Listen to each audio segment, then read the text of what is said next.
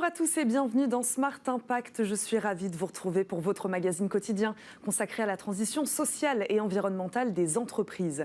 Au sommaire de cette émission, fini les intermédiaires.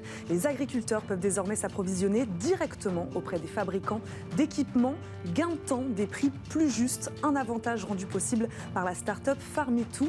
Elle vient tout juste de lever 10 millions d'euros. Sa cofondatrice sera notre invitée. Transformer votre voiture à moteur thermique en véhicule électrique, c'est possible et ça s'appelle le rétrofit. Il pourrait bien être l'avenir de l'automobile en France et en Europe.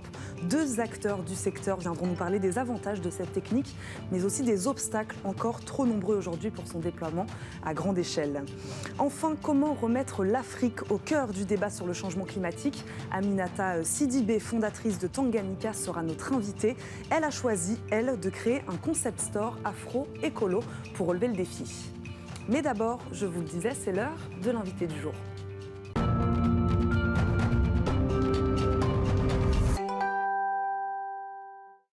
Notre première invitée est Mathilde Lefrançois, cofondatrice de Farm-it-to. Bonjour. Bonjour Eva. Bienvenue sur le plateau de Smart Impact, start-up spécialiste des équipements agricoles dont l'achat se fait en ligne, mais directement auprès des fabricants.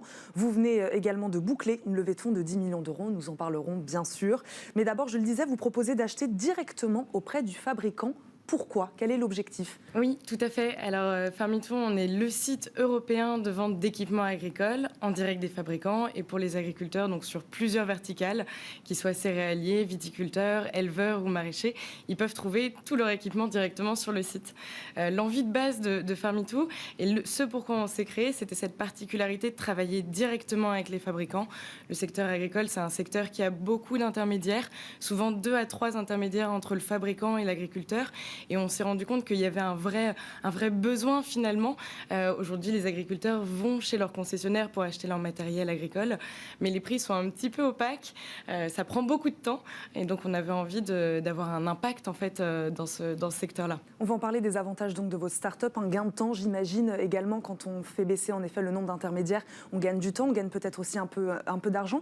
Pourquoi d'abord, pour faire un petit constat, pourquoi il y avait autant d'intermédiaires entre l'agriculteur et le fabricant d'équipements? C'est un secteur qui est assez traditionnel où en fait les fabricants sont habitués à travailler avec des importateurs, des distributeurs, des coopératives agricoles et donc souvent le matériel transite entre chaque intermédiaire avant d'arriver à l'agriculteur et le fait d'avoir plus d'intermédiaires rend le produit plus coûteux en bout de chaîne et avec une offre qui est souvent réduite aussi au niveau local, au niveau des distributeurs.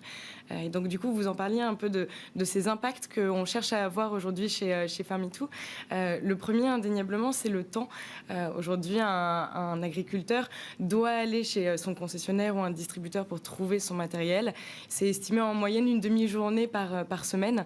Donc deux jours. C'est très précis. Du coup, on gagne vraiment des journées. C'est très précis. Vous avez fait le calcul. Tout à fait.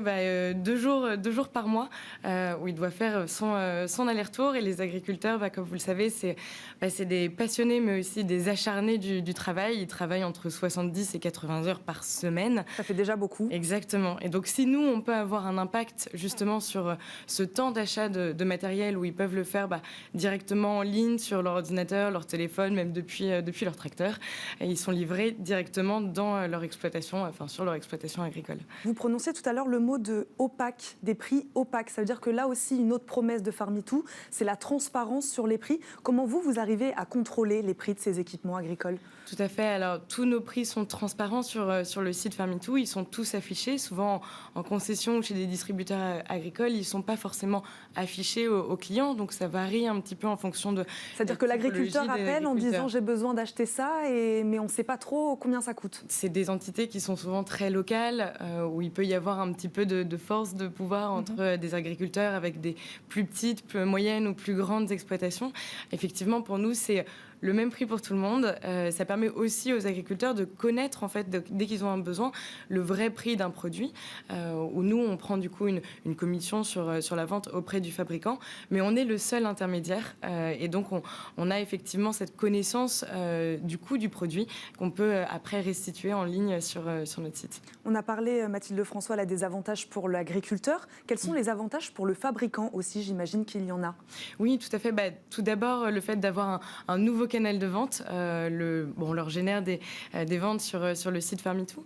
On leur propose aussi d'avoir de la visibilité. Ils ont une visibilité en ligne qui est gratuite jusqu'à ce qu'ils vendent. Et puis surtout un développement à l'international. Aujourd'hui, Farmitou est présent dans 5 pays européens. En France, bientôt dans 7. Bientôt dans 7, tout à fait. Donc on est actuellement en France, Italie, Allemagne, Autriche et Belgique. On ouvre là au mois d'octobre l'Espagne et les Pays-Bas à la vente. Et donc aujourd'hui, on a 45% de nos fabricants qui ont ouvert un nouveau pays de vente grâce à la plateforme Farmitou.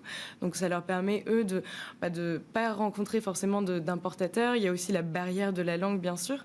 Ils peuvent faire un premier test sur le site Farmitou, voir si ça fonctionne. Et ensuite, bien sûr, continuer, développer leur vente sur le site. Vous travaillez actuellement, là vous parliez des pays dans lesquels vous étiez implanté, vous travaillez actuellement avec quel pays le plus? Est-ce que c'est avec la France? Est-ce que c'est avec l'Allemagne? Est-ce que c'est avec la Belgique? Est-ce que vous avez des chiffres à nous donner là-dessus? Oui, alors aujourd'hui, on a 55% de notre volume d'affaires qui est fait en France et le reste qui est fait en Donc le marché Allemagne. Français reste majoritaire? Oui, il reste majoritaire. Effectivement, avec mes associés, dès qu'on a commencé Farmitou, étant tous les 3 français, ça aide aussi beaucoup à comprendre un petit peu comment marche ce modèle-là. Et aujourd'hui, depuis le lancement de Farmitou, on a recruté bien sûr des Italiens, des Allemands, des Autrichiens et aujourd'hui des Espagnols et des Néerlandais dans l'équipe que je tiens d'ailleurs à saluer. Et à féliciter pour tout le travail acharné qu'ils ont fait durant cette période de levée de fonds. On n'en a pas parlé. Quel type d'équipement vendez-vous? On a parlé un peu, vous disiez que vous vendiez à tout type d'agriculteurs, des céréaliers, c'est ça, vous le disiez qu'il n'y avait pas de... Mais quel type d'équipement exactement vendez-vous? Des gros équipements, des plus petits? Alors il y a un peu de tout. Il y a du petit et moyen équipement qui est très spécifique au métier de l'agriculteur. Donc on peut retrouver des compresseurs, des pompes, des cuves à fioul pour les éleveurs, des clôtures électriques, des abreuvoirs, ce type d'équipement. On a aussi beaucoup de pièces détachées pour la machine agricole des agriculteurs. Et puis on a effectivement du plus gros matériel, du matériel de traite, des séparateurs de phase, et puis beaucoup de matériel très spécifique et technique à l'agriculture. C'est un secteur, vous le disiez, vous êtes arrivé, il y avait peu de solutions comme la vôtre. Comment expliquer que ce secteur soit aujourd'hui aussi peu digitalisé ? Alors, effectivement, il y avait déjà des plateformes qui commençaient à vendre en ligne sans pour autant être forcément en direct des fabricants et sans cet ADN international dès le début. Mais il existait des plateformes et c'est vrai que contrairement à ce qu'on peut penser, le secteur agricole est un secteur qui est assez traditionnel, mais qui au niveau technologique s'est beaucoup développé ces dernières années. Notamment sur les équipements, les machines, c'est vrai qu'ils sont à la pointe de l'innovation, les agriculteurs. Tout à fait. On a des GPS aujourd'hui dans les tracteurs avec une précision militaire, des stations météo. Il y en a beaucoup qui suivent les conditions météorologiques depuis une application. On a aussi des petits robots. Donc, il y a de plus en plus d'innovation dans le secteur agricole. Comment vous êtes arrivé sur ce marché-là? Comment vous regardez la précarité, on le sait, vécue aujourd'hui par beaucoup d'agriculteurs? Vous êtes arrivé aussi pour cette raison? Il y avait un engagement derrière votre start-up, derrière cette idée? Oui, il y avait une forte envie d'impact sur ce secteur. Les agriculteurs, on est tous dans l'équipe très touchés par les enjeux environnementaux, écologiques, alimentaires aussi. Le consommateur demande de plus en plus à l'agriculteur. On a envie de manger sain, local, de saison.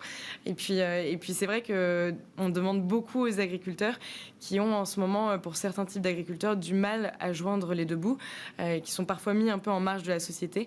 Donc c'était tout un enjeu, une vraie envie du côté de l'équipe Farmitou de redonner du pouvoir d'achat aux agriculteurs en leur faisant gagner du temps et de l'argent, ce qui est très précieux pour eux aujourd'hui. D'ailleurs, en interne aussi, vous avez des engagements RSE, notamment sur les conditions de travail, la parité, les salaires, je crois. Parlez-nous-en un petit peu. Oui, tout à fait. Alors, on a une équipe avec une belle parité, 60% de femmes, 40% d'hommes. Au sein du management aussi, on est 3 cofondateurs opérationnels, 2 Pierre et Grégoire, mes associés, 2 hommes et moi, 2 managers femmes. On a la chance d'avoir un board d'investisseurs qui est composé de 5 personnes avec 3 femmes, ce qui est très très rare aujourd'hui dans le secteur des startups. Et puis effectivement, on a des grilles de salaire qui sont transparentes pour les employés, où on a une belle diversité aussi, tant au niveau international que culturel chez Farmitou. Donc ça apporte une belle ouverture d'esprit et surtout un environnement qui est très chaleureux et bienveillant. Il nous reste une petite minute, Mathilde Lefrançois. Je le disais donc, vous avez finalisé la semaine dernière, je crois, une levée de fonds de 10 millions d'euros. Vous en avez un peu parlé, donc à quoi va-t-elle servir? Dans quel but? À recruter et à s'externaliser encore plus, c'est ça? Les futurs objectifs sont ceux-là. Oui, c'est un nouveau cycle pour Farmitou, une nouvelle page aussi, où l'objectif est de grandir. Donc effectivement, on a beaucoup de postes ouverts chez Farmitou, une quarantaine de postes d'ici la fin de l'année, dans plusieurs secteurs différents. On a également du coup une croissance du catalogue, donc du nombre de fournisseurs. Aujourd'hui, on travaille avec 350 fournisseurs. 350 marques partenaires, hein, oui, c'est ça. Tout à fait. Sur plus de 150 000 références produits. Donc il y a cette envie d'élargir un petit peu le catalogue. Cette croissance aussi géographique dont on a parlé pour l'Espagne et pour les Pays-Bas. Et puis beaucoup de projets de services additionnels pour les agriculteurs, que ce soit des modes de financement, peut-être pouvoir les aider dans des financements de matériel un petit peu plus gros, par du crédit ou par du prêt, où on a envie d'être vraiment le partenaire de confiance pour les agriculteurs. Merci beaucoup Mathilde Lefrançois, je le rappelle, vous êtes cofondatrice de Farmitou. Merci de nous avoir accompagnés sur ce début d'émission, c'est l'heure de notre débat RSE.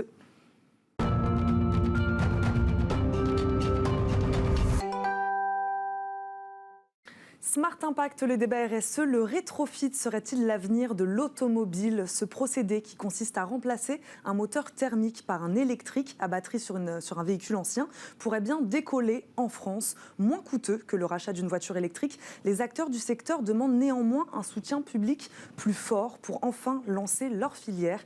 Pour débattre avec nous aujourd'hui, Wadi Maninou, cofondateur de Phoenix Mobility. Bonjour. Bonjour. Merci de nous accompagner. Aymeric Libaud nous accompagne également, fondateur de Transition One.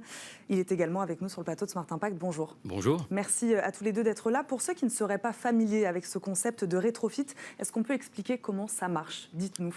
Yes. Alors le rétrofit, c'est le principe de conversion d'un véhicule à motorisation thermique, donc essence, diesel, vers une motorisation électrique. Donc c'est ce que je disais, on remplace tout simplement un moteur par un autre? Alors le concept est simple, en réalité ce qui se cache derrière est beaucoup plus complexe. En fait on change toute la chaîne de traction thermique du véhicule, ce qui veut dire qu'en fait on change le moteur, ce qui permet de faire tourner les roues, etc. Donc c'est une grosse transformation qui permet à la fin d'avoir un véhicule propre.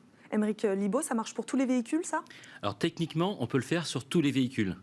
Maintenant, celui qui veut une petite voiture avec une très grande autonomie, il va manquer un peu de place pour mettre des batteries. Et donc, c'est surtout l'usage au bout qui rend le rétrofit possible.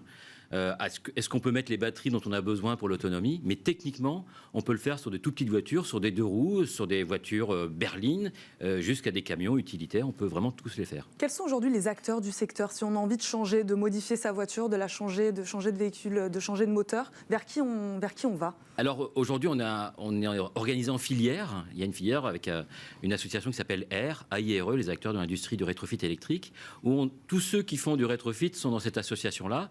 Donc il y a de la voiture historique, ancienne, comme la 2 chevaux qui est déjà homologuée. Il y en a qui font des utilitaires plus gros, comme ce que fait Wadi. À Transition One, on fait des voitures légères et on leur donne une autonomie raisonnable. On fait du raisonnable.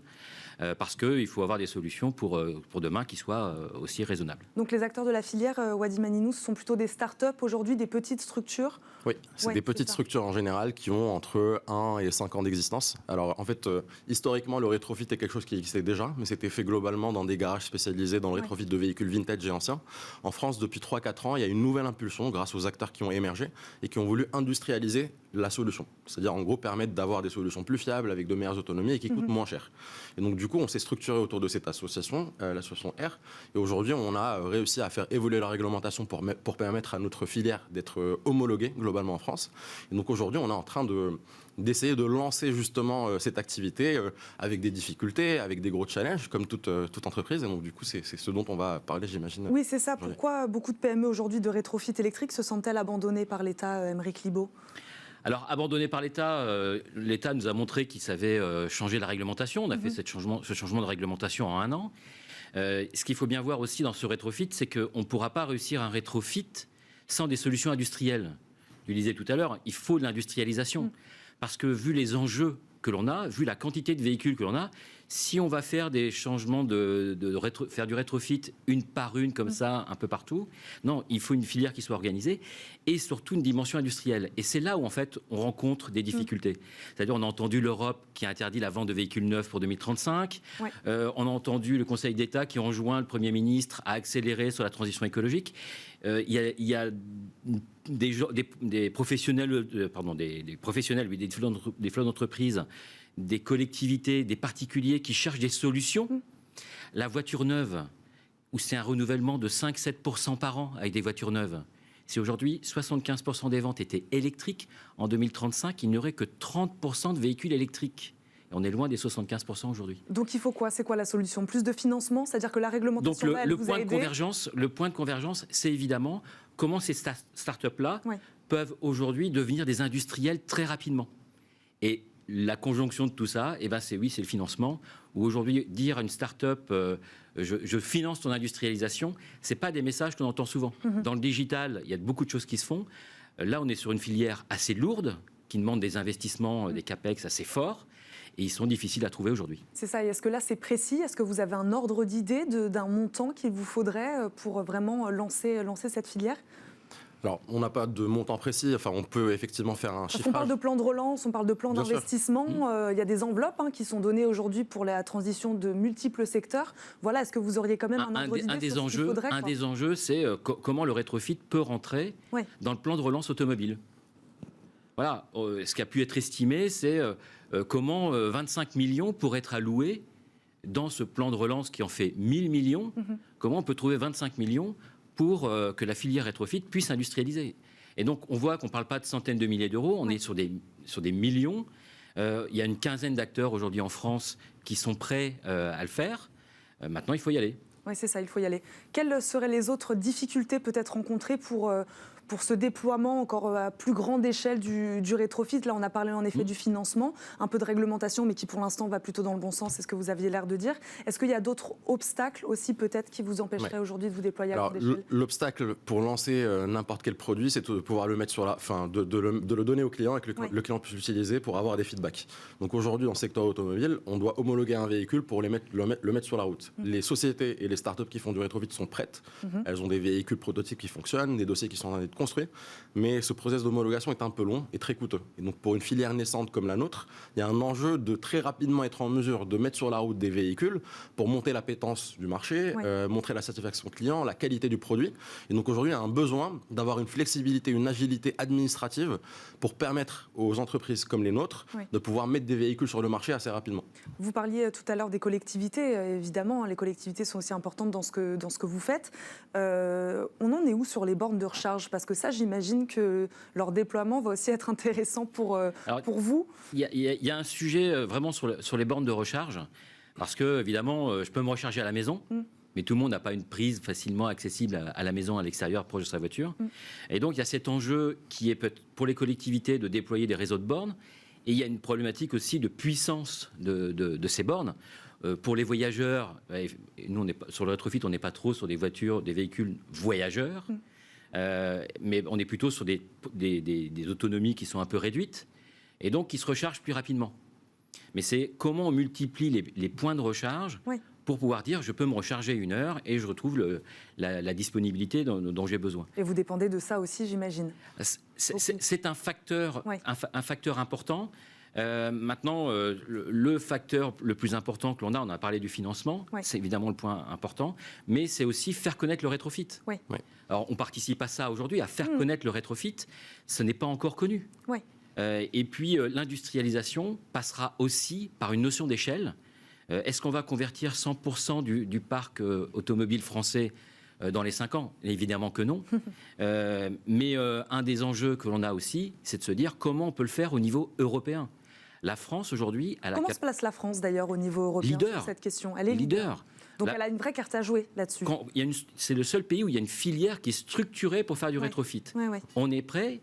La Commission européenne nous regarde du coin de l'œil en disant vite, démarrez votre marché, parce qu'on pourra le faire au niveau européen. Et donc, dans ce contexte-là, les entrepreneurs français qui ont pris le sujet, eh ben, on est leader pour le faire en Europe, et c'est à l'échelle européenne, comme ce que font les constructeurs de leur côté sur les véhicules neufs, ben nous, on va être capable de le faire sur le rétrofit, sur toute l'Europe. Et pour rebondir sur ce que disait Aymeric, en réalité, en fait, la France était, il y a 3-4 ans, le pays le plus en retard en termes de réglementation autour de l'homologation des véhicules rétrofités. C'est-à-dire que dans certains pays, on pouvait homologuer assez facilement, alors c'était un peu plus compliqué que l'homologation actuelle. Mais en un an, l'association R a réussi avec les autorités à mettre en place une réglementation. Et aujourd'hui, on a une réglementation qui met en place un cadre réglementaire, technique, qui permet l'homologation. Et ce qui est dommage, c'est que derrière, en fait, le côté opérationnel lié au lancement met un petit peu plus de temps que ce qui était prévu. Et donc, en fait, pour permettre à la France de continuer à être le leader du rétrofit, comme on a commencé à le faire il y a un an et demi, il faut pouvoir donner les moyens nécessaires aux rétrofiteurs pour pouvoir continuer dans leur lancement, justement. Et faire mieux connaître la filière, c'est ce que vous disiez, Aymeric Libaud. Il nous reste une petite minute, du coup, pour faire mieux connaître la filière et mieux comprendre les avantages du rétrofit. On en a parlé un peu, donc il y a une question de coût. Quels sont vraiment les vrais avantages aujourd'hui à utiliser cette technique, cette technologie ? Bien sûr. En fait, le plus gros frein à l'adoption du véhicule électrique aujourd'hui, c'est le coût, essentiellement le coût. Globalement, malgré les aides incitatives malgré de l'État. les aides, ça reste. Alors les aides sont là pour effectivement baisser le coût, mais il reste quand même dissuasif. Le rétrofit permet de diviser en général le coût d'un véhicule électrique, le coût d'adoption, par 2 jusqu'à 3 en général. Alors il y a le côté écologique également. On limite les émissions CO2 liées à la production d'un nouveau véhicule, puisqu'on part d'un véhicule existant. Donc c'est une double proposition de valeur qui est économique et sociale d'un côté, casser le coût d'accès du véhicule électrique, et écologique d'un côté, limiter les émissions CO2 liées à la production de nouveaux véhicules.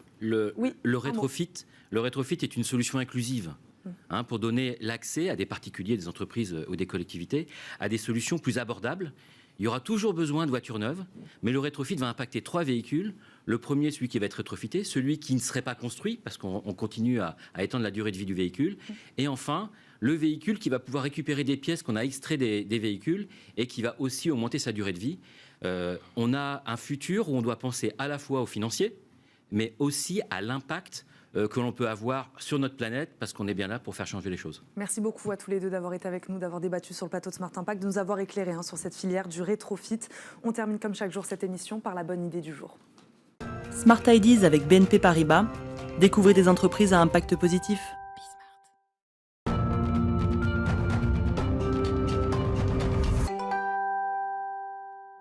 La bonne idée du jour, c'est celle d'Aminata Sidibé, fondatrice d'Écologie Universelle, et de Tanganyika, une boutique en ligne afro-éco-responsable. Bonjour. Bonjour Eva. Merci d'être avec nous. Un mot d'abord sur ce nom Tanganyika qui n'est pas anodin, qui a une signification. Expliquez-nous. Alors Tanganyika, c'est un grand lac qui nous concerne tous.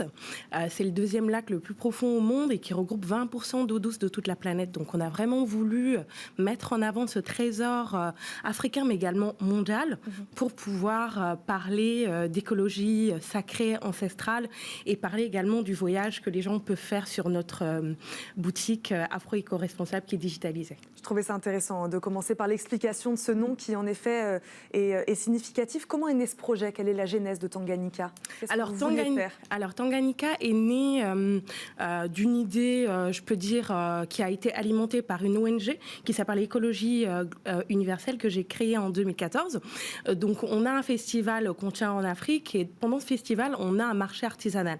Donc en rentrant en France, j'ai voulu digitaliser ce marché artisanal en mettant en avant les fermes familiales, les éco-villages, les centres de formation d'Afrique, pour montrer des savoir-faire ancestraux, aussi bien du côté de l'alimentation, du côté de la mode, du côté de la décoration, et également les accompagner dans une transformation digitale, leur apporter également un accompagnement sur tout ce qui est lié à la technologie, sur tout ce qui va être lié à la commercialisation, leur aider également à fixer des prix justes. C'est votre rôle de les accompagner, ces fournisseurs. On est beaucoup dans de l'accompagnement, on les accompagne aussi à fixer des prix justes, impactants, qui vont leur permettre d'apporter un changement à l'intérieur. Donc c'est ce que j'explique aujourd'hui. Si je prends le cas d'un éco-village qui se trouve au Sénégal, qui existe depuis 30 ans, on soutient des artisans qui sont là, plus de 350 artisans. Quand on achète sur notre plateforme, on apporte une économie collaborative et on réfléchit également avec des partenaires au Bénin sur de la recherche du développement en créant des produits. Donc on co-crée également des produits en plus de distribuer. Quels pays sont concernés? Alors aujourd'hui, on travaille avec 8 pays d'Afrique et on a 30 partenaires. Notre objectif, c'est de travailler avec les 55 États et de digitaliser l'achat des produits éco-responsables, parce que c'est intéressant, et de les ramener également dans le milieu européen international en les accompagnant dans des certifications, en les accompagnant également à répondre aux standards internationaux. Nous avons pensé et nous venons de créer un label qu'on a appelé bio-traditionnel parce qu'il est important de faire le pont. En Afrique, il y a déjà des savoir-faire qui sont là, ancestraux, écologiques, sacrés. Et qui ne sont pas forcément reconnus au niveau européen. Qui ne sont pas reconnus. Et quand je prends souvent, pour rigoler, le cas du baobab qui existe depuis des millénaires, le fait de le certifier bio est parfois hilarant parce que c'est un produit qui est là et qui sera toujours là. Et l'idée, c'est d'équilibrer tout ça. Donc, on travaille beaucoup sur cette partie-là aussi. Aminata Sidibé, il nous reste 30 secondes. Vous dites, c'est ce qu'on comprend, remettre l'Afrique au cœur du débat sur le changement climatique. Elle n'y était pas ou pas assez? En fait, elle n'y est pas assez, je trouve, parce qu'aujourd'hui, quand on parle d'écologie, on parle très peu du continent africain, alors qu'il faut rappeler qu'on trouve au Congo le deuxième poumon du monde, qui stocke 30 milliards de tonnes de carbone dans sa forêt amazonienne. Et on a également aussi plein de vestiges et beaucoup de trésors écologiques en Afrique. Et surtout, l'Afrique est le continent qui pollue le moins. Moins de 5% de gaz à effet de serre pour 55 États. Et c'est le continent qui est aussi très impacté par le changement climatique. On peut voir la migration qu'on voit aujourd'hui. C'est souvent des migrants climatiques qui ont perdu leur terre du fait de la sécheresse et des aléas climatiques. Donc il est impacté et il doit faire partie, et peut faire partie de la solution et aussi. peut également apporter des solutions au monde entier. Des solutions au monde entier. Totalement. Merci beaucoup Aminata Sidibé. Je le rappelle, vous êtes donc fondatrice d'Écologie Universelle et de Tanganyika. Merci de nous avoir accompagnés. C'est déjà la fin de votre émission Smart Impact. C'était la dernière de l'année d'ailleurs. Merci à Thomas Hugues de m'avoir fait confiance pour le remplacer toute cette semaine. Merci à la productrice qui m'a aidé à préparer cette émission toute cette semaine, Joséphine Dacoury. Merci Louison. Merci à l'équipe technique derrière, Kylian et Amanda, de m'avoir également accompagnée. Merci à tous. Très bonne journée sur Bismart et à bientôt.